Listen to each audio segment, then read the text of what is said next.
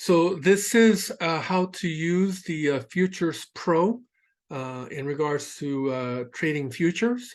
There are certain key rules that I have it all printed up, and it's super easy, very straightforward. If you're familiar with the Stock Indicator Pro, this should come as no surprise, but I'm going to assume that for the people watching this, you're not aware of it, so I will go through it step by step and how I use it in trading futures. And you can trade any type of futures, including Forex, but the go-to for trading it would be the mini or the micro SPY index futures. Typically, the best times to trade are during the American market because there's a lot of volume, but also you can trade it around 6 to 8 p.m. Eastern Standard Time because that's when the Asian market is open, as well as around the 1 a.m. to 3 a.m. Eastern Standard Time when the London market is open and very, very active. So each of the three different trading sessions have their own different types of movement within the futures. So depending on where you are in the world and which market that you decide to trade, you want to get familiarized with the movement of such futures. So I'm speaking it from the American market, when it opens from 9:30 to 4 o'clock, but it's also fairly active, around 7 a.m., 7:30 a.m., especially when it hits 8:30 and there are economic news that come out, okay? So you typically want to familiarize with the movement. You want to be able to do paper trading.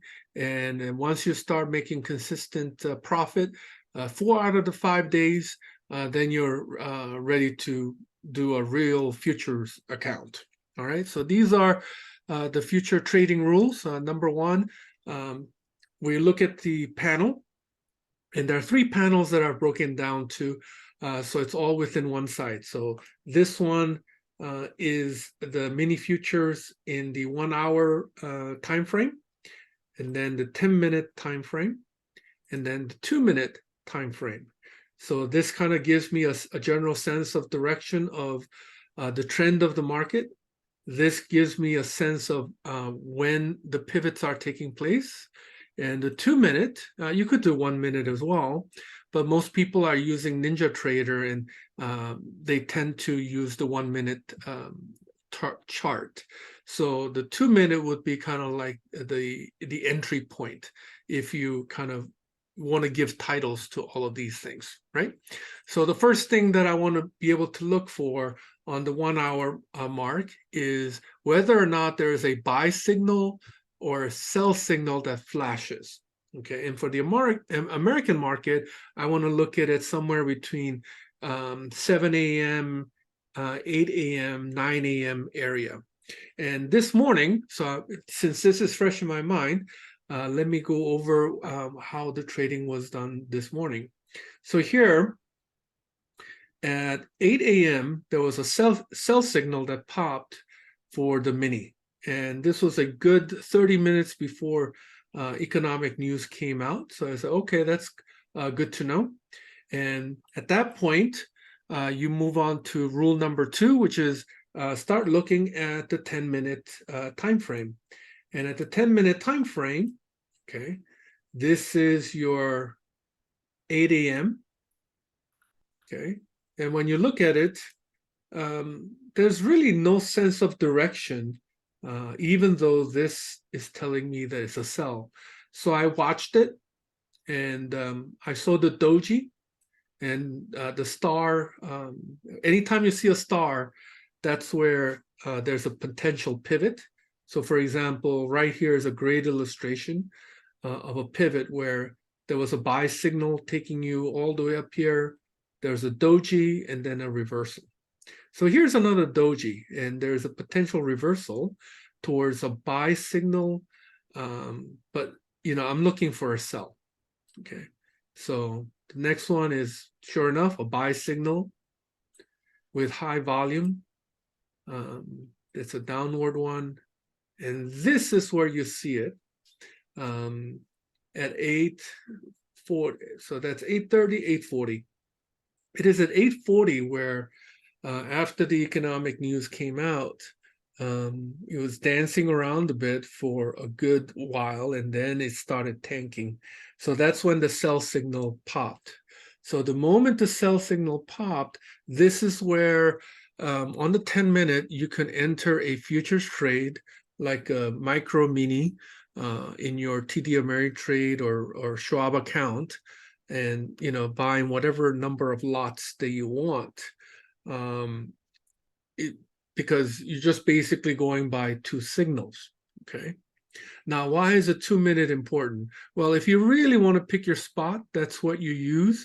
But by and large, a lot of traders these days, they're doing proposition companies or prop companies where you get funded after initial evaluation period.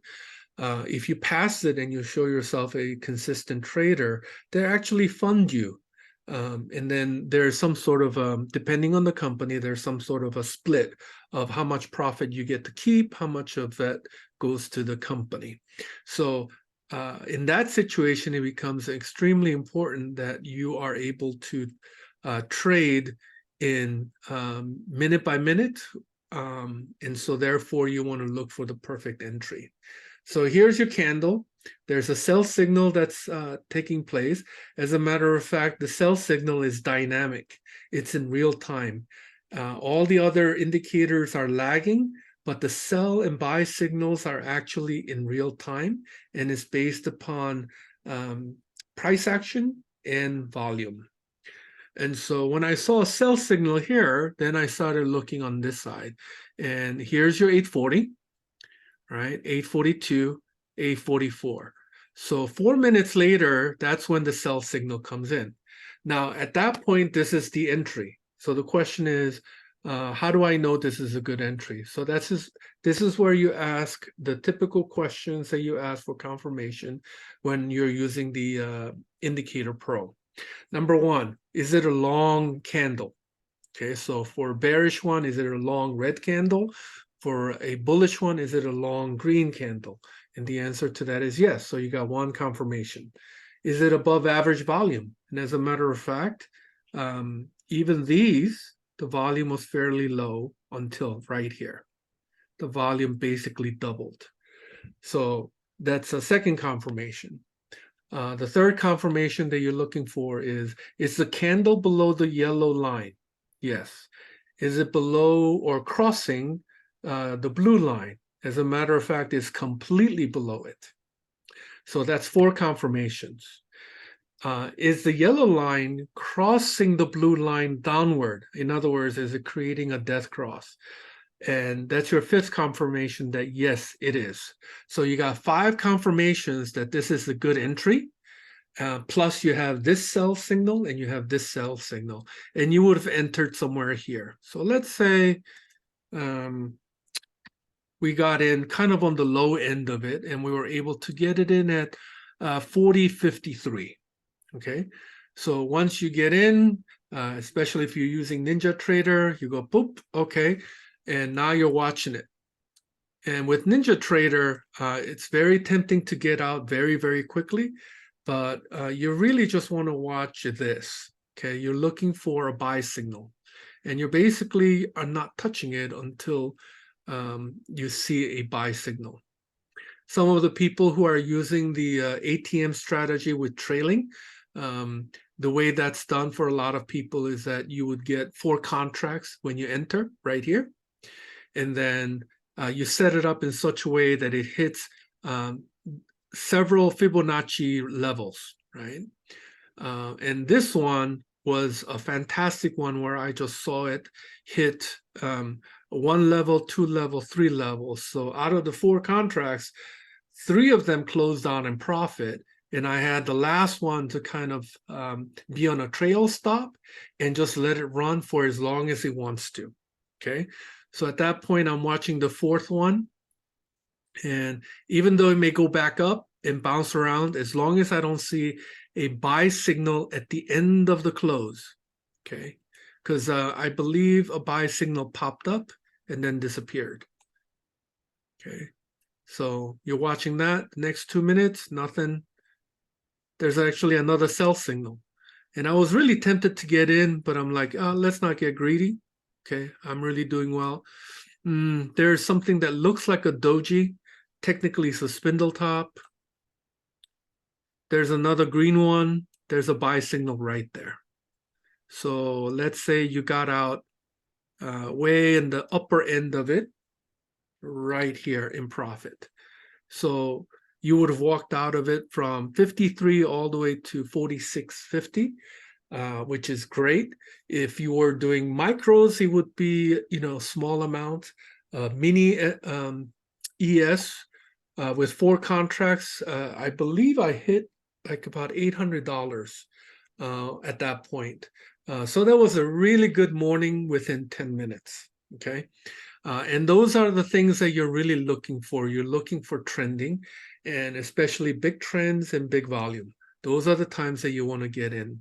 In some ways, I would say, if you do see a sell signal, actually just watch for high volume, right? Like over here, like over here. So, but there's no volume. Sell signal, but no volume. Here's a sell signal, but there isn't a death cross. It's crossing the yellow, touching the blue. So you really only have 2 confirmations that, well, you have a reversal hammer. So you have basically 3 confirmations that this would have been an entry, but it would have been a risky one.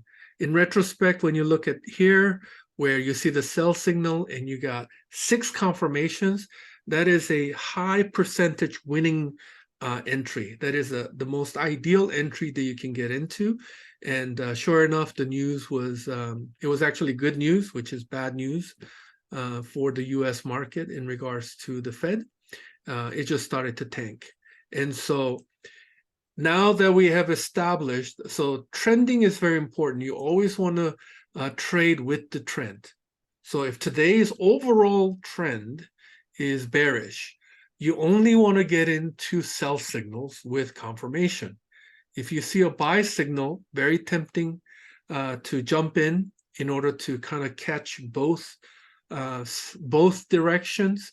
But the risk reward there is just not good enough to do that. As a matter of fact, that's how instead of ending up with $3,000 profit, $4,000 profit, I only ended up with $300 at the end of the day, because I saw something like this and I'm like, oh, double buy, golden cross, above average signal, let me jump in. And boom, that happened, and it hit my my stop loss. Okay, so here's another one, big candle, there's a buy signal, right? Look at what happened, doji reversal, boom, hit my stop loss. So this is probably the one that cost me the most. Maybe this one was the other one, but I tried it twice, that much I know, and it just blew me out of the water. So sell signal, there is no golden cross. Right here, a death cross. Over here, second signal, higher volume, there's a death cross, it's crossing both. This would have been the ideal entry. So sell signal was before, but you're still entering here. Not to mention that on the 10-minute, there's another sell signal as well. So you're going back between 2 and 10, 2 and 10, and finding your spots to get in. Okay. Now, 2 different ways of trading. When I was trading the micro, excuse me, today, on my TD Ameritrade, I just basically followed the 1 hour signal, and I got in around here. I got just 2 contracts and just let it run. I was not paying attention to it. My main thing was focusing on stock options and things like that. I'll just let it run. And as long as SPY and QQQ was going down, I know this was on the right direction. And then finally, when the buy signal came in right there at 4 o'clock, that's when I got out. So as the market closed, I got out and I was done for the day. If you're trading for the funding companies and you're trading tick by tick, that 2-minute becomes very, very important. This is, by the way, VWAP right here. It's been below VWAP. So when it's below VWAP already, that's another confirmation that it is a bear market. Okay. So basically, that's the way that the futures can be traded with this setup. There are several people who are using the prop companies, and one person had been failing it one after the other. Finally, she used this, and her first name is Monica. And in a matter of a week or two, she actually qualified for 5 funded accounts on one of those companies. I believe it's called Apex. So it has been working fantastic for the people who are using it in funding accounts, but also it works well for trading it on your regular account. You don't have to close it, and you don't have to day trade it the way you normally do in those companies. So that's basically it.